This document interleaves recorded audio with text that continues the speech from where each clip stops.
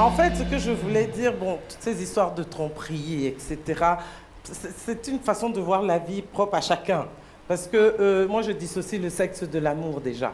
Donc, tu vois que je ne peux pas avoir ce genre de problème. C'est tout. Donc, tu allais tromper. C'est pas parce que tu as couché avec une autre femme que tu l'aimes. Tu as couché, tout départ est visuel. Tu as vu quelque chose de tes yeux. Parce qu'au départ, c'est pas on se voit aujourd'hui, demain on se marie et on s'aime. Non, il faut arrêter. C'est visuel. D'accord? Après, on fait notre petite affaire. Et puis, après, je t'aime arrive à force de fréquentation.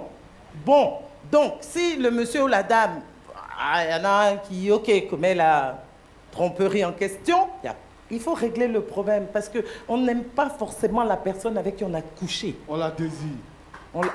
Merci. Nel,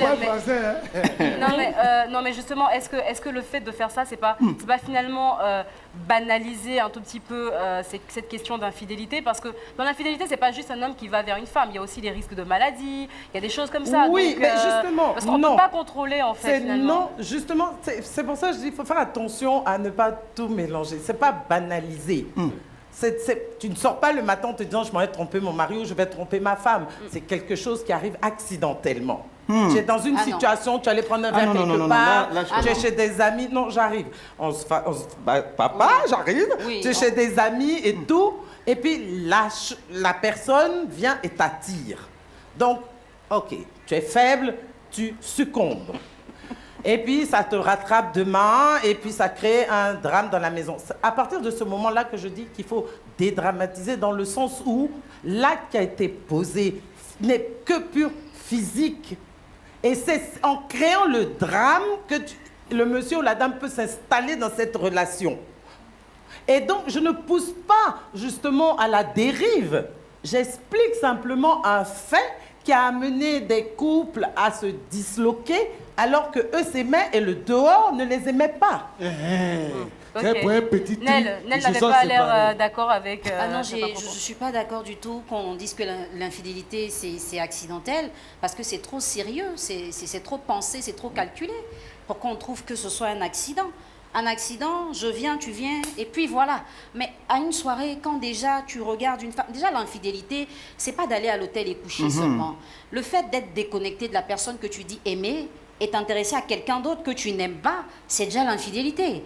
Donc, il ne faut pas laisser les choses se faire, d'autant plus qu'on sait qu'après, ça va créer des problèmes. Il ne faut pas le laisser se faire et après dire « Ah, en fait, je n'ai pas fait exprès, c'est arrivé par accident ». Combien d'accidents on fera? Moi, je dis je dissocie. Je ne dis pas « Pardon, je n'ai pas fait exprès ». Oui, mais bon, après, il faut dissocie les deux. Il faut pas. Elles font pas la vente, elles. Non, on fait pas là. Non, c'est deux points de vue différents. Oui, c'est deux points. Chez nous, on peut ne pas avoir le même avis, mais de toutes les façons, je pense que voilà, on a des profils différents. Chacun est libre de faire ses choix et chacun sait son niveau de sensibilité face à l'infidélité. C'est un choix. Accepter de tromper sa compagne, c'est un choix. Accepter que son compagnon te trompe, c'est aussi un choix. Oui, si on respecte. C'est pas un accident. Voilà. On respecte.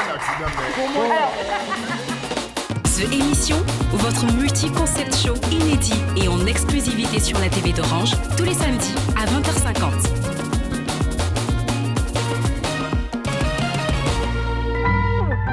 Orange.